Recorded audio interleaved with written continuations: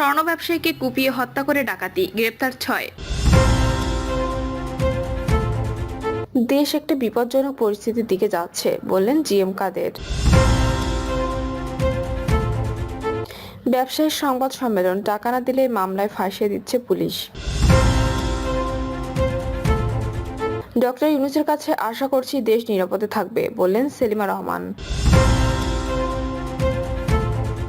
জানাবো, ফেসবুকের সাবেক সেরা প্রধান, 6 মাসের মধ্যে আরেকটি নির্বাচনের সমঝোতা হয়েছিল আওয়ামী লীগ বিএনপি জামায়াতের। এবং সর্বশেষ জানাবো, 6 বিভাগে বজ্র বৃষ্টির আভাস, কোথাও হতে পারে শিলাবৃষ্টি। শুনছিলেন সংবাদ শিরোনাম, এবারে বিস্তারিত। স্বর্ণ ব্যবসায়ীকে কুপিয়ে হত্যা করে ডাকাতি, গ্রেপ্তার 6। সাভারের আশুলিয়ার একটি বাজারে ককটেল ফাটিয়ে স্বর্ণের দোকানে ডাকাতির ঘটনায় 6 ডাকাতকে গ্রেপ্তার করেছে পুলিশ। এ সময় লুটে 13 ভরি স্বর্ণালঙ্কার সহ নগদ ৭৬,০০০ টাকা উদ্ধার করা হয়।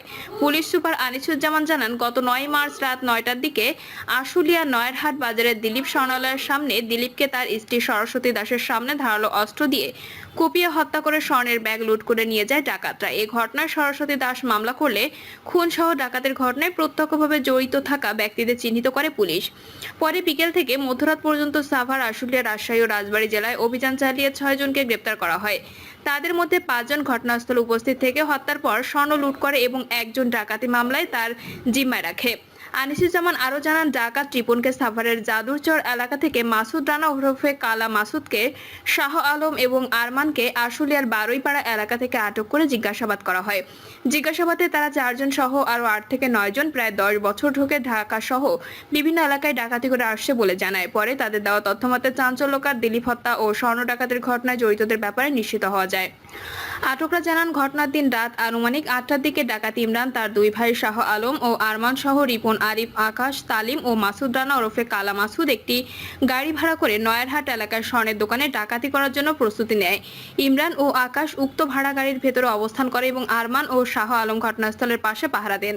তালিম ককটেল বিস্ফোরণ ঘটিয়ে আতঙ্ক তৈরি করে। রিপন ও আরিফ দুটো চাপাতি দিয়ে দিলীপকে কুপিয়ে নিস্তেজ করে।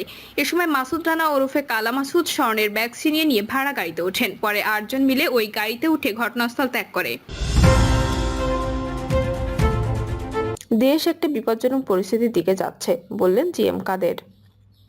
দেশ একটা বিপজ্জনক পরিস্থিতির দিকে ধাবিত হচ্ছে বলে মন্তব্য করেছেন জাতীয় পার্টির চেয়ারম্যান জিএম কাদের। তিনি বলেন, টিসিবির পণ্যের জন্য লম্বা লাইন দেখে মানুষের অর্থনৈতিক অবস্থা কি সেটা বোঝা যায়। দীর্ঘ সময় লাইনে দাঁড়িয়েও অনেকেই পণ্য না পেয়ে খালি হাতে ঘরে ফিরছেন। অন্যদিকে দেশের আইন শৃঙ্খলা পরিস্থিতি স্বাভাবিক করতে সরকার ব্যর্থ হচ্ছে। জাপা চেয়ারম্যান বলেন, দেশের বর্তমান রাজনৈতিক পরিস্থিতি অনিশ্চিত, মনে হচ্ছে দেশ একটা বিপজ্জনক পরিস্থিতির দিকে ধাবিত হচ্ছে। সামনের দিনগুলো কেমন হবে তা কেউ নিশ্চিত করে বলতে পারছে না। বিভিন্ন ধরনের ঘটনা ঘটছে যা সরকারের নিয়ন্ত্রণের বাইরে। মানুষ আতঙ্কের মধ্যে বাস করছে। এক প্রশ্নের জবাবে জিএম কাদের বলেন, সামাজিক অস্থিরতার কারণে নতুন করে বিনিয়োগ হচ্ছে না। ব্যাংকগুলো ব্যবসায়ীদের প্রয়োজন মাফিক অর্থ সহায়তা দিতে পারছে না। অনেকের ব্যবসা বন্ধ হয়ে যাচ্ছে। বেকারত্ব, ক্ষুধার্ত মানুষের সংখ্যা বাড়ছে। স্বাভাবিকভাবে এমন বাস্তবতায় রাজনৈতিক অস্থিরতা ও অনিশ্চয়তা বৃদ্ধি অব্যাহত থাকবে। তিনি বলেন, আমরা চাই দেশের স্বাভাবিক পরিস্থিতি ফিরে আসুক।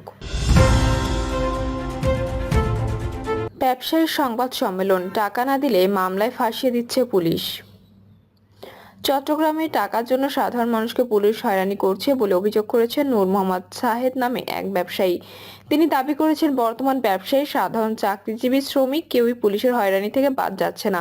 ভয়ভীতি দেখিয়ে মোটা অঙ্কের টাকা বিনিময়ে মামলা থেকে বাদ দেওয়া হচ্ছে। তিনি আরো বলেন, গণ অভ্যুত্থান পরবর্তী সময়ে আওয়ামী লীগের বড় বড় রাঘব বোয়ালরা এখন একাধিক মামলার এজাহারভুক্ত আসামি।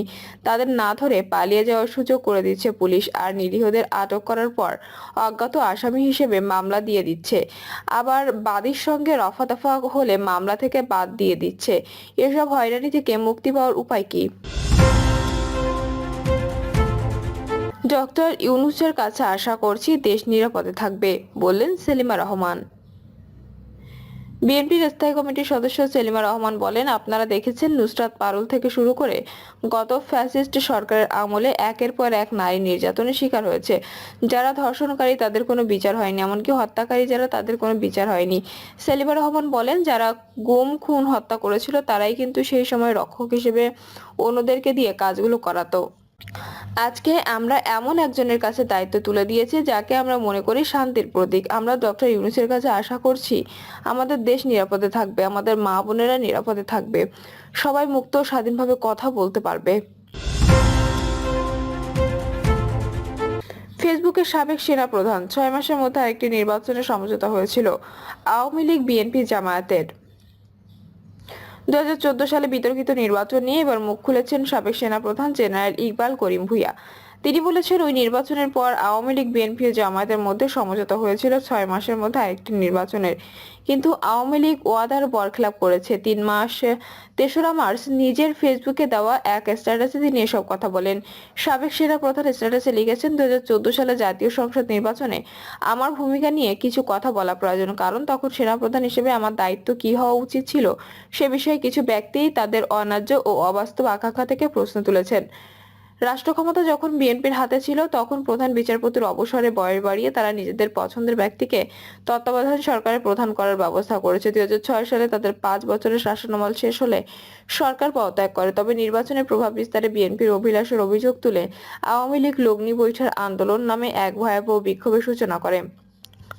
ফলে একজন ন্যায়পরায়ণ বিচারক হিসেবে যিনি সুপরিচিত ছিলেন, সাবেক প্রধান বিচারপতি KM হাসানকে তত্ত্বাবধায়ক সরকারের প্রধান হিসেবে আওয়ামী লীগ মেনে নিতে অস্বীকৃতি জানায়। পরে দায়িত্ব গ্রহণ করেন তৎকালীন রাষ্ট্রপতি ইয়াজউদ্দিন আহমেদ, যিনি বয়োবৃদ্ধ ও শারীরিকভাবে অক্ষম ছিলেন। আওয়ামী লীগ সহ তাদের অনুসারী দলগুলো ও জাতীয় পার্টি এই নিয়োগ মেনে নিলেও সুশাসন প্রতিষ্ঠায় ব্যর্থতা এবং রাজনৈতিক অস্থিরতা সামাল দিতে প্রেসিডেন্ট ইয়াজউদ্দিন সম্পূর্ণরূপে ব্যর্থ হন। তিনি তৎকালীন সেনাপ্রধান মঈনুদ্দিন আহমেদের চাপে 2007 সালে 11 জানুয়ারি জরুরি অবস্থা ঘোষণা করতে বাধ্য হন এবং 22 জানুয়ারি অনুষ্ঠিতব্য নবম জাতীয় সংসদ নির্বাচন স্থগিত করেন। এরপর প্রায় 2 বছর বিলম্বিত হয়ে 2008 সালের 29 ডিসেম্বর নির্বাচন অনুষ্ঠিত হয়। জেনারেল ইকবাল করিম ভূঁইয়া লিখেছেন, সংবিধান নির্ধারিত 3 মাসের মেয়াদ লঙ্ঘন করে সেনা সমর্থিত ইয়াজউদ্দিনের তত্ত্বাবধায়ক সরকার 2 বছর রাষ্ট্র ক্ষমতা পরিচালনা শেষে 2009 সালের 10 জানুয়ারি আওয়ামী লীগের কাছে ক্ষমতা হস্তান্তর করে। সেই নির্বাচনের ফলাফলকে বিজয়ী দল সুষ্ঠু ও নিরপেক্ষ বলে বর্ণনা করলেও বিএনপি এটিকে কারসাজিপূর্ণ বলে প্রত্যাখ্যান করে। দেশবাসী দেখল, বিএনপি তত্ত্বাবধায়ক সরকারের প্রধানের নিয়োগকে প্রভাবিত করতে বিশেষ কৌশল নিয়েছিল, আর পরবর্তীতে ক্ষমতার মসনদে বসে আওয়ামী লীগ পুরো তত্ত্বাবধায়ক সরকার ব্যবস্থায় বাতিল করে দেয়। এমন দুর্ভাগ্যজনক পরিস্থিতিতে দলীয় সরকারের অধীনে 2014 সালে অনুষ্ঠিত 10ম জাতীয় সংসদ নির্বাচন বিএনপি বর্জন করে, যা আওয়ামী লীগকে বিনা প্রতিদ্বন্দ্বিতায় ক্ষমতায় থাকার সুযোগ করে দেয়। এই নির্বাচনকে কেন্দ্র করে দুটো গুরুত্বপূর্ণ ঘটনা ঘটে। প্রথমটি প্রকাশ্য, 154টি আসন আওয়ামী লীগ বিনা প্রতিদ্বন্দ্বিতায় নিয়ে নেয়। দ্বিতীয়টি গোপন, কিছু পশ্চিমা দূতাবাসের চাপে নির্বাচনের 6 মাসের